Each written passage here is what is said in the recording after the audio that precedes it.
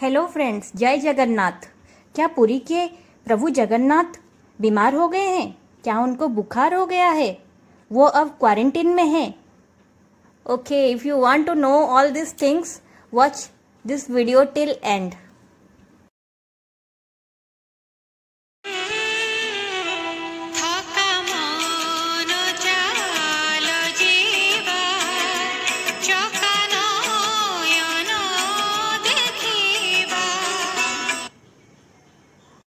Jagannath, Lord of Universe, is worshipped in the regional traditions of Hinduism and Buddhism in India and Bangladesh.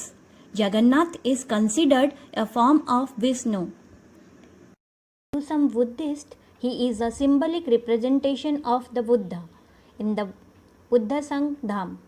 To some Jains, his name and his festive rituals are derived from Jinanath of Jainism tradition. Let me tell you where Jagannath temple is situated. The Sri Jagannath temple of Puri is an important Hindu temple and it is situated in Puri in the state of Odisha on the eastern coast of India. The temple was rebuilt from the 10th century onwards. Puri is one among the Char Dham. 4 Dhams और 4 Dhams they are Badrinath, Dwarka, Rameswaram and Puri.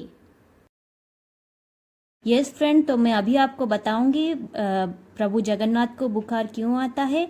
ज्येष्ठ मास के पूर्णिमा के दिन भगवान की महास्नान की यात्रा शुरू होती है। 108 मट के पानी से भगवान जी को नहाया जाता है और उसके बाद भगवान जी अस्वस्थ हो जाते हैं और उनको 15 दिन के लिए क्वारंटीन में रख दिया जाता है। उसी दौरान उनसे कोई मिल नहीं पाते, भक्त उनसे मिल नहीं पाते। वैद्य जी मंदिर में आते हैं और भगवान जी को आयुर्वेदिक दवाई दिया जाता है। भगवान का बीमार होना कोई विचित्र बात नहीं, ये तो परंपरा है। भगवान जी स्नान के कारण अस्वस्थ हो जाते हैं, उनको ज्वर आ जाता है और 15 दिन के लिए मंदिर के कपाट बंद कर दिए जाते हैं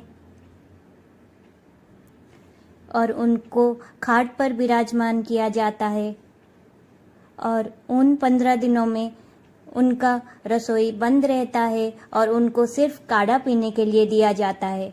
उनको महौषधि दिया जाता है, फल दिया जाता है, मिल्क प्रोडक्ट्स दिया जाता है to build his immunity. जब 15 दिन क्वारंटीन और आइसोलेशन रहने के बाद भगवान जी ठीक हो जाते हैं, कंप्लीटली स्वस्थ हो जाते हैं, तब उनकी रथ यात्रा निकाली जाती है। लेकिन आपके मन में ये शंका जरूर आएगी कि जगत के पिता जगन्नाथ जी क्यों अस्वस्थ हुए, उनको ज्वर क्यों आया। तो उसके मान्यता के पीछे भी 2 कथाएं हैं। राजा इंद्रगुम्न ने जब भगवान की प्रतिमा अधूरी है उनको देखा और उनको विलाप करने लगे, तो भगवान जी बोलने लगे, इसमें विलाप करने की क्या बात है, इसमें मेरी ही इच्छा थी कि मूर्ति अधूरी रहे। जाओ 108 घड़े की पानी भर के लाओ और मेरा जल अभिषेक करो। मान्यता है कि तब जेठ की पूर्णिमा थी और राजा इंद्रगुम्न ने 108 घड़े पानी भर के उनको पानी जलाभिषेक किया। तो उसके बाद बहुत गर्मी थी जून के महीने में और भगवान जी को लू लग गया और बुखार हो गया। तो लू लगने के कारण भगवान को सर्दी, खांसी और बुखार हो गया और इस तरह से भगवान की अस्वस्थ रहने की प्रथा चली आ रही है और हर साल नहाया जाता है देवस्नान पूर्णिमा के दिन और उसके बाद भगवान जी को 15 दिन आइसोलेशन में रखा जाता है। और दूसरी कथा कुछ इस प्रकार है कि भगवान ने एक भक्त की बीमारी स्वयं पर ले ली। कहते हैं कि माधव दास करके भक्त उड़ीसा में रहते थे, जिन्होंने संसार का पूरी तरह से त्याग कर लिया था और हमेशा जगन्नाथ के भक्ति में ही लीन रहते थे और हमेशा भगवान की भक्ति करते थे और भगवान भी उनके साथ मित्रों जैसी लीलाएं करते थे। एक बार की बात है जब माधव दास जी बहुत बीमार हो गए, उनको उल्टी दस्त हो गया, कोई भी काम करने में असमर्थ हो गए। कोई भी उनको सेवा करने आए तो हमेशा मना कर देते थे, नहीं मेरे पास तो प्रभु जगन्नाथ जी है, वो मेरा सेवा करने आएंगे, वो मेरा कष्ट दूर कर देंगे।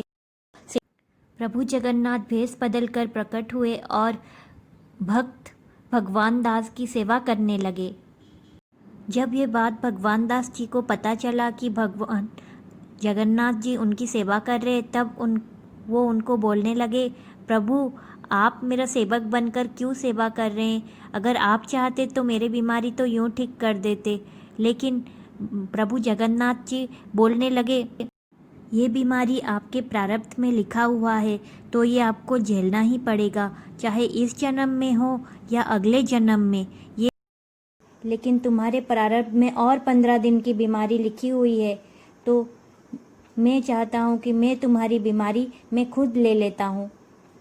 इस तरह भगवान जी ने अपने भक्त को ठीक करने के लिए स्वयं बीमार हो गए, और यही प्रथा उस दिन से चली आ रही है। और हर साल भगवान जी बीमार हो जाते हैं और 15 दिन के लिए आइसोलेशन में रहते हैं, और उसके बाद वो जब ठीक हो जाते हैं अपने भाई बलभद्र और बहन सुभद्रा के साथ रथ यात्रा पर निकलते हैं। Thank you. जय जगन्नाथ।